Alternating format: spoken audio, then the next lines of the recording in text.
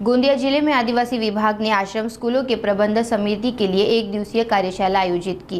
कार्यशाला में आदिवासी विद्यार्थियों की समस्याओं पर चर्चा की गई और शिखर मिशन के तहत प्रतियोगी परीक्षा की तैयारी करने वाले विद्यार्थियों के लिए सेमिनार हुआ।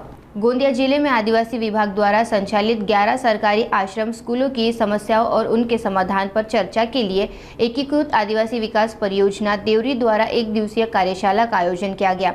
इस कार्यशाला में स्कूल प्रबंध समिति सदस्यों को विशेष रूप से SMS के माध्यम से आमंत्रित किया गया ताकि अधिक से अधिक सदस्यों की भागीदारी सुनिश्चित हो सके। कार्यशाला में सरकारी आश्रम स्कूलों में शिक्षा की गुणवत्ता, विद्यार्थियों की समस्या और उनके समाधान पर गहन चर्चा की गई। आदिवासी विभाग ने विद्यार्थियों को डिजिटल माध्यम से जानकारी प्रदान करने के लिए एक विशेष ऐप भी विकसित किया है, जिससे शिक्षा प्रणाली को अधिक प्रभावी बनाया जा सके। आदिवासी विकास प्रकल्प देवरीच्या माध्यमातून मिशन शिखर आणि एक दिवसीय कार्यशाळा याचं आयोजन करण्यात आलं होतं। याच्यामध्ये विद्यार्थ्यांसोबत आणि पालकांसोबत माझा संवाद झालेला आहे।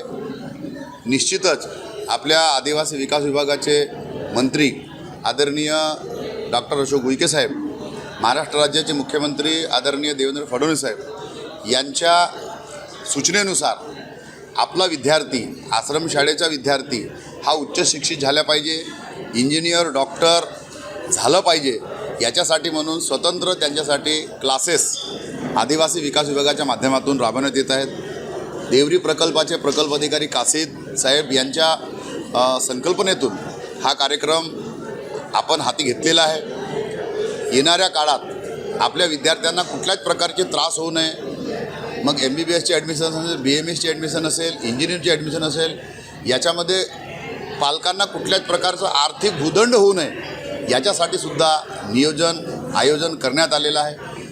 तशा प्रकारचे सूचना आपण माननीय प्रकल्प अधिकारी यांना दिलेला आहे। आज देवरी प्रकल्प आदिवासी विकास विभाग देवरी प्रकल्पाच्या मार्फत 2 कार्यक्रम होते। एक शाळा व्यवस्थापन समितीच्या आमच्या ज्या 11 शाळेत आणि EMRच्या अशा 12 शाळांची कार्यशाळा घेतली होती। येणाऱ्या नवीन शैक्षणिक सत्रामध्ये शाळा व्यवस्थापन समितीच्या काय अडीअडचणी आहेत आणि नवीन शैक्षणिक सत्रामध्ये माननीय मंत्री महोदयांनी जे मागे एक दिवस मुक्कामामध्ये जे हे केलं, भेट दिल्यानंतर काही उणिवा दुरुस्ती होत्या, त्या उणिवा दिल्यानंतर त्यांनी काही नवीन शैक्षणिक सत्रांचे नियोजन करण्यासंदर्भात सुचवलं होतं। त्या अनुषंगाने आपण यांच्या काही अडीअडचणी दिवसभरामध्ये इथं जाणून घेणार आहे आणि त्या येणाऱ्या शैक्षणिक सत्रामध्ये दूर करण्याचा प्रयत्न करणार आहे। या कार्यशाळेसाठी आपण एक SMS एक सिस्टीम डेव्हलप केलेली आहे ॲपच्या माध्यमातून।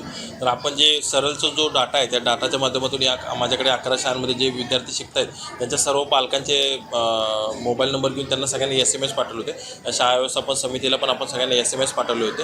त्यांना या ठिकाणी येण्या जाण्यासाठी वाहनाची पण व्यवस्था करण्यात आलेली आहे। नक्कीच येणाऱ्या शैक्षणिक सत्रामध्ये आमचं प्रशासन असेल, शिक्षक वृद्ध मुख्याध्यापक असतील आणि जे पालक असेल, या दोघांनी मिळून त्या आश्रमशाळेतल्या काही उणिवा आहेत त्याच्या संदर्भात आमच्या इथं आज दिवसभर चर्चामधून ज्या काही गोष्टी बाहेर येतील त्या मधल्या जो काळ आहे एप्रिल, मे, जूनचा जो सुट्ट्याचा कालावधी राहतील शैक्षणिक सत्राचा, त्यामध्ये आम्ही त्या उणिवा दूर करून पुढच्या शैक्षणिक सत्रात तसंच चांगल्या ताकदीनं ही सुरुवात करू।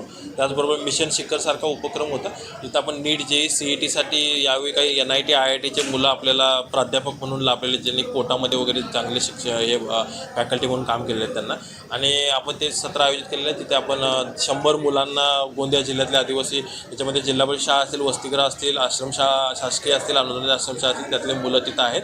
त्यांनासुद्धा आपण येणाऱ्या एप्रिलमध्ये जे नीट JEE CETचे अभ्यास परीक्षेचं शेड्यूल आहे त्याच्या आधी आपण त्यांना क्रॅश कोर्स आणि बाकी सगळे नोट्स असतील, इतर काय असतील, त्यांचं दिवसभराचं सत्र आहे, त्यांना त्याचाही त्यांना येणाऱ्या भविष्यामध्ये फायदा होईल त्यांना।